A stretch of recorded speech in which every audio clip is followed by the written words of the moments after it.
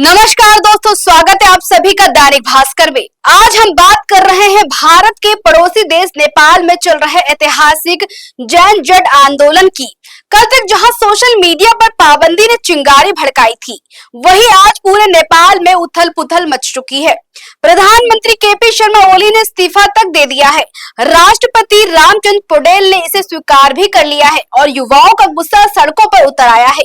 हिंसा में 19 से ज्यादा मौतें भी हो चुकी हैं, सैकड़ों घायल हैं और काठमांडू समेत कई शहरों में कर्फ्यू भी लगा दिया गया है। लेकिन इस आंदोलन का चेहरा बन चुके हैं काठमांडू के मेयर बालेन शाह। अब सवाल ये है कि क्या नेपाल के अगले नेता बनने वाले हैं ये? क्या ये आंदोलन श्रीलंका और बांग्लादेश जैसी क्रांति की तरह सत्ता परिवर्तन लाएगा? आइए इसकी पूरी कहानी समझते हैं। दोस्तों, सब कुछ शुरू हुआ 4 सितंबर 2025 को, जब नेपाल सरकार ने 26 सोशल मीडिया प्लेटफॉर्म जैसे कि Facebook, Instagram, WhatsApp, YouTube, x और स्नैपचैट पर बैन लगा दिया। वजह, ये कंपनियां नए रजिस्ट्रेशन नियमों का पालन नहीं कर रही थी। जी हाँ, सरकार का कहना था कि ये प्लेटफॉर्म फेक आईडी से साइबर क्राइम और सामाजिक अशांति फैला रहे हैं। लेकिन युवाओं ने इसे सेंसरशिप का हथियार माना। जी हाँ, नेपाल की 90% आबादी इंटरनेट यूजर है और युवा तो इन प्लेटफॉर्म्स पर ही जीते हैं। न्यूज, बिजनेस, मनोरंजन, सब कुछ।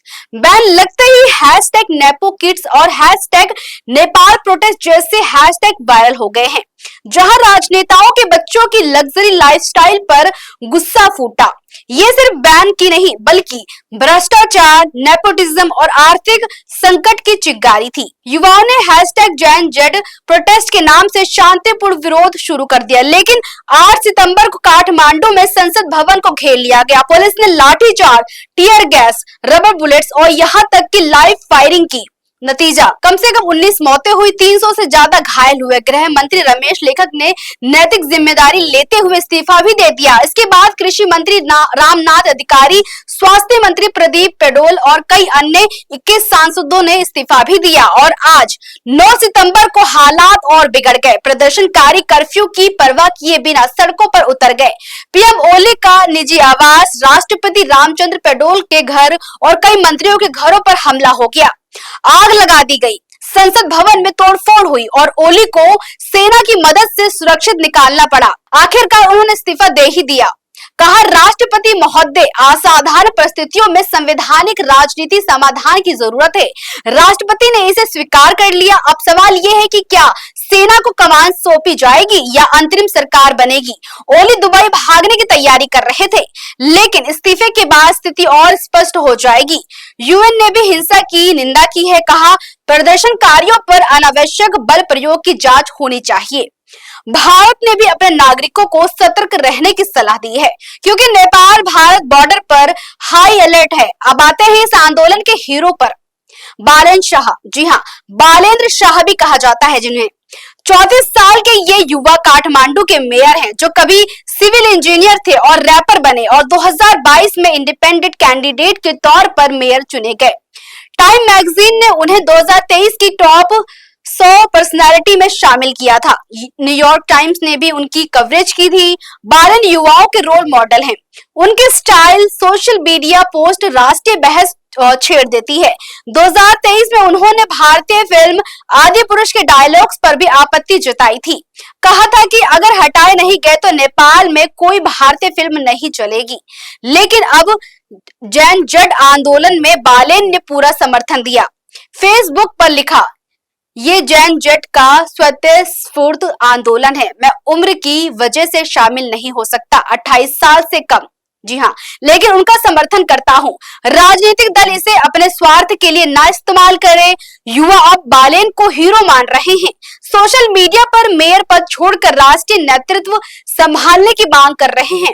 और एक पोस्ट में कहा गया, बालेन नई पार्टी बनाओ और देश चलाओ। जी हाँ, ओली के साथ उनका पुराना टकराव, अवैध इमारतें ढहाने और वेतन विवाद, भ्रष्टाचार के आरोप सब अब जोर पकड़ रहा है।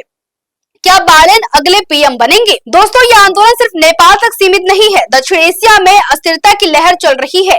आइए नजर डालते हैं इन देशों पर जहां युवाओं ने सत्ता हिला दी। जी हाँ, देश वर्ष ट्रिगर परिणाम। जी हाँ, मैं आपको एक मैप दिखाऊंगी जिसमें आपको दिखाई देगा कि बांग्लादेश 2024 भ्रष्टाचार, जहां छात्र विरोध हिंसा, शेख हसीना का इस्तीफा, अंतरिम सरकार। अब बात करेंगे पाकिस्तान की, तो पाकिस्तान 2023 इमरान खान की गिरफ्तारी, दंगे, 10 से ज्यादा मौतें, हजारों गिरफ्तारियां। अब बात करेंगे श्रीलंका की, 2022 आर्थिक संकट, महंगाई, महिंदा राजपक्षे का इस्तीफा, आगजनी, म्यांमार 2021 सैन्य तख्ता पलट, स्प्रिंग रेवोल्यूशन, आग सान सू की जेल में। नेपाल की बात करेंगे, 2025 सोशल मीडिया बैन, भ्रष्टाचार, ओली का इस्तीफा, 19 से ज्यादा मौतें और कर्फ्यू। यह आंदोलन आर्थिक संकट, भ्रष्टाचार और लोकतंत्र पर हमलों से उपजे हैं। विशेषज्ञ कहते हैं सरकारों को युवाओं की आवाज सुननी चाहिए, पारदर्शिता लानी होगी। भारत के लिए ये चिंता का विषय है क्योंकि पड़ोसी अस्थिरता क्षेत्रीय सुरक्षा प्रभावित कर सकती है। दोस्तों, नेपाल का जैन जेड आंदोलन हमें सिखाता है कि युवा शक्ति बदलाव ला सकती है, लेकिन हिंसा नहीं। क्या बालेन शाह नया चेहरा बनेंगे? क्या नेपाल स्थिर होगा? अपडेट्स के लिए बने रहिए दैनिक भास्कर के साथ। राजनीति हो या क्रिकेट, देश विदेश की ब्रेकिंग हो या आपके मोहल्ले की बड़ी खबर, सब मिलेगा एक ही ऐप में, सबसे तेज और भरोसेमंद। अभी डाउनलोड करें दैनिक भास्कर डिजिटल।